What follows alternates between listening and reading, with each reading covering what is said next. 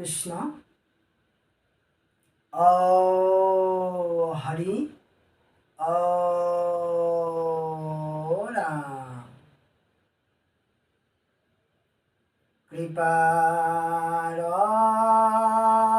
সাগৰ দয়গী নন্দন পুৰী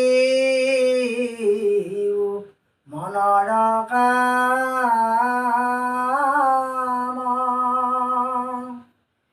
ভকত ৰসংগ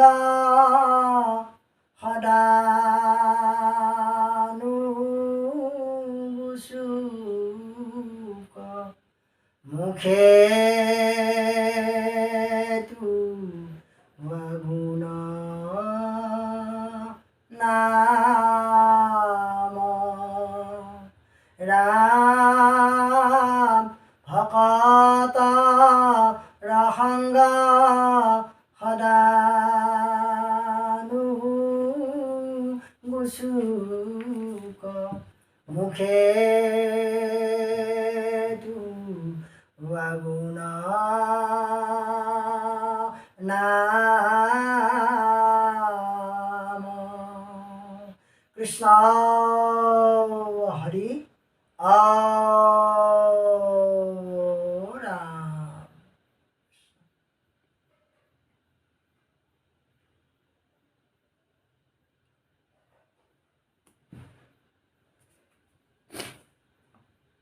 ঈশ্বৰৰ আজ্ঞা মানি কৰ্ম কৰা পুন ইমতে কৰিলে কৰ্ম হয় নিৰ্গুণ পাৰ্থে বোলে কিবা কাজে কৰ্ম কৰি মৰে কৰ্ম কৰি যদি তাৰ ফল ত্যাগ কৰে যেন তীৰ্থে যায় স্নান নকৰ পাছে তাত পৰে বৰ্বৰ কুবুদ্ধি নয়াছে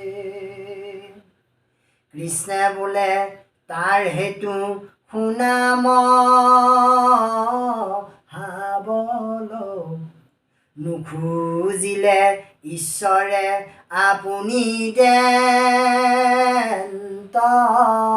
ফল যেন আতি শিশু চাৱা ভক্ষণো জয় স্নেহ থাকি তথাপিতো মাতৃস্তন দেয় কুবুদ্ধি নহয় সিটো মহন্ত আশয় যত সুখ লাগে ব্ৰহ্ম সুখতে মিলয় যেন কূপে জলপান সিজয় মাতৰ স্নানক নপাই খোজে দিঘি সৰোবৰ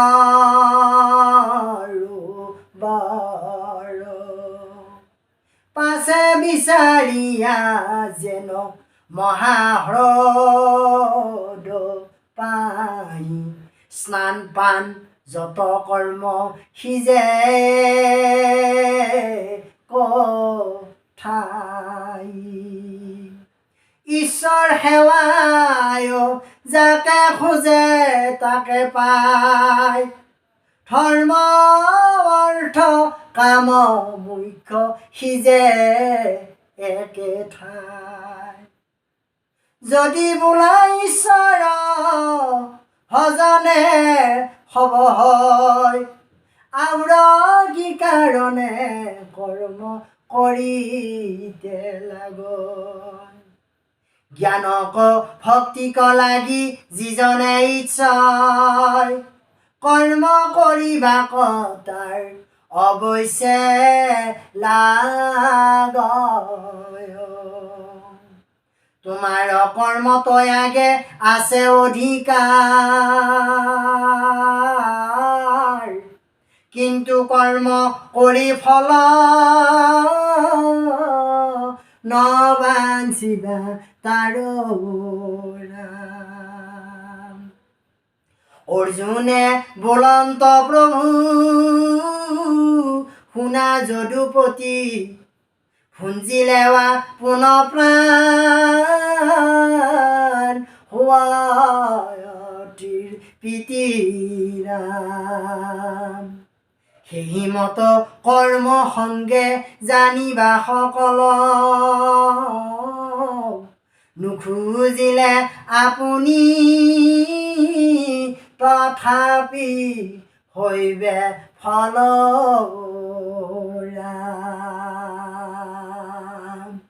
ঈশ্বৰ সৰ্ববিৰাজমান ভগৱন্ত কৃষ্ণ অন্তৰ্যামী।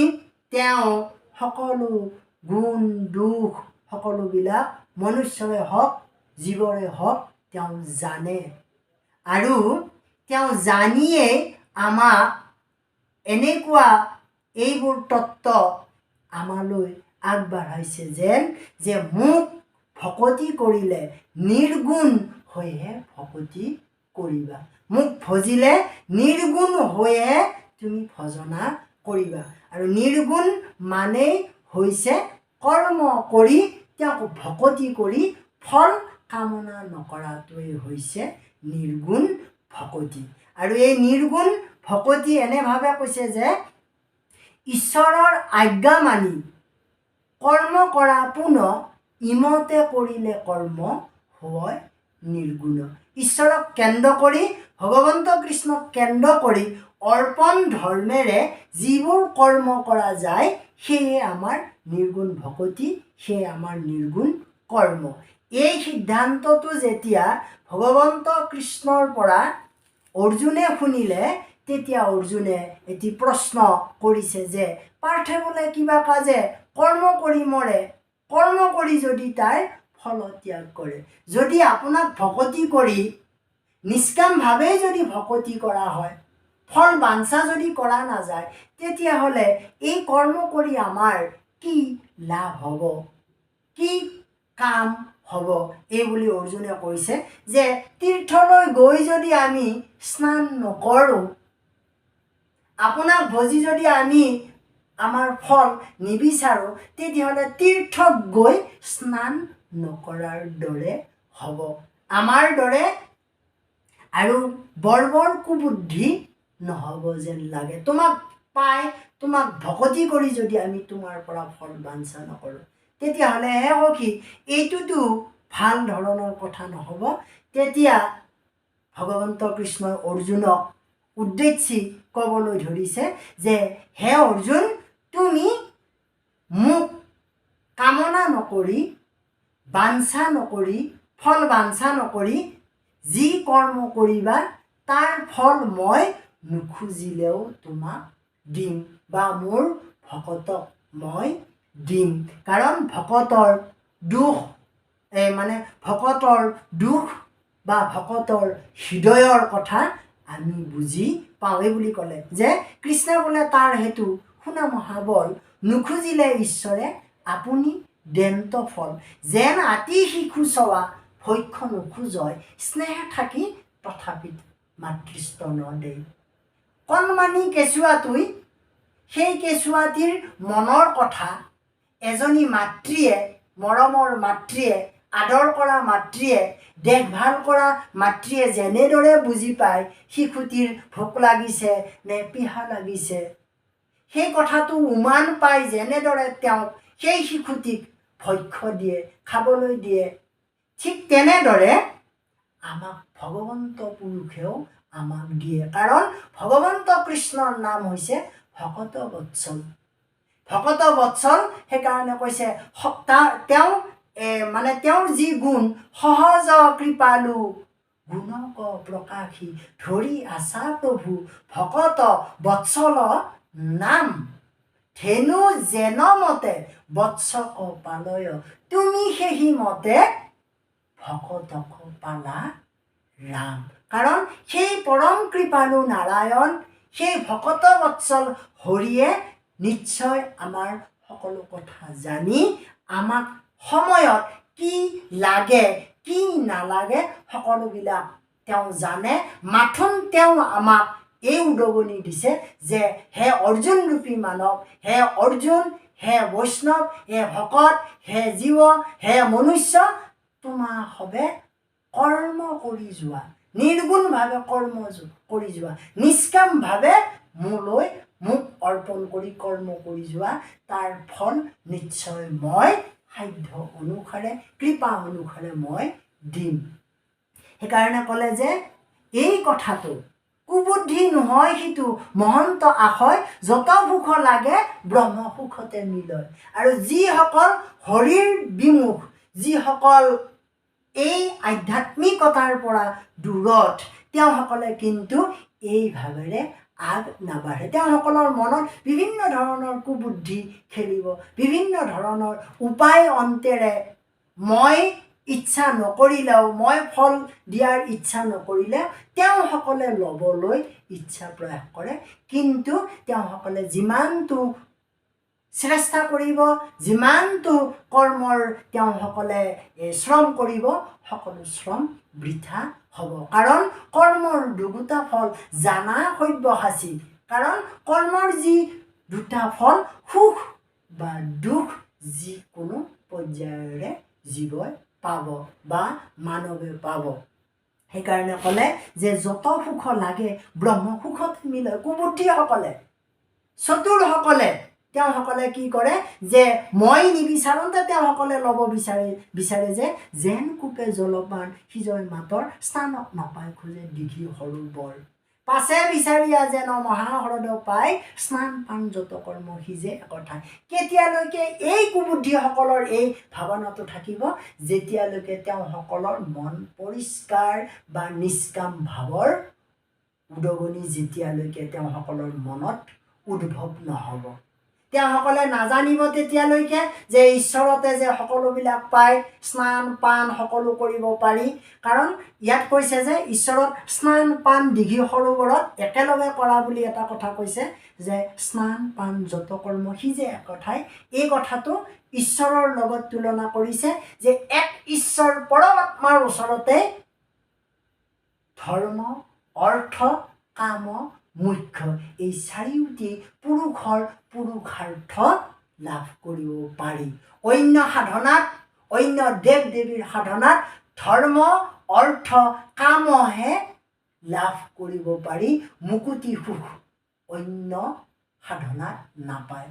আৰু এই তিনিওটিৰ জৰিয়তে চতুৰ্থ নম্বৰ হৈছে মুক্তি সুখ, মোক্ষ সুখ। এই চাৰিওটা একেলগে এজন ভগৱন্তৰ কৃষ্ণৰ চৰণত নিষ্কাম ভকতিভাৱে কৰ্ম কৰিলে তেওঁ সেই চৰণৰ পৰা লাভ কৰিব পৰা যাব। সেইকাৰণে ক'লে যে ঈশ্বৰ সেৱায়ে যাকে খোজে তাকে পায়, ধৰ্ম, অৰ্থ, কাম, মোক্ষ সিজে এক ঠাই। যদি বোলা ঈশ্বৰ ভজনে হ'ব হয়, আউৰ কি কাৰণে কৰ্ম কৰিবে লাগয়। কাৰণ ইয়াত দুজন ব্যক্তিৰ ইয়াত সমাহাৰ ঘটিছে।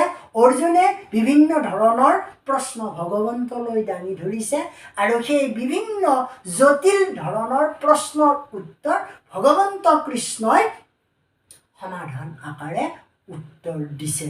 আৰু তাত এতিয়া আকৌ এটা অৰ্জুনৰ প্ৰশ্ন হৈছে যে হে সখী, যদি তোমাৰ চৰণত নিষ্কাম ভাৱেৰে ভকতি কৰিলে ধৰ্ম, অৰ্থ, কাম, মোক্ষ যদি পায়, তেতিয়াহ'লে আৰু আন বেলেগ সাধনা কি কাৰণত কৰিব লাগে বা কি কাৰণে কৰিম? নকৰিলেওতো হ'ব, কিন্তুতো আমি কৰি আছোঁ, অন্যই কৰি আছে। গতিকে কিয় কৰিব লাগে বা কিয় কৰিছোঁ, এইবোৰৰ উত্তৰ আপুনি দিয়ক।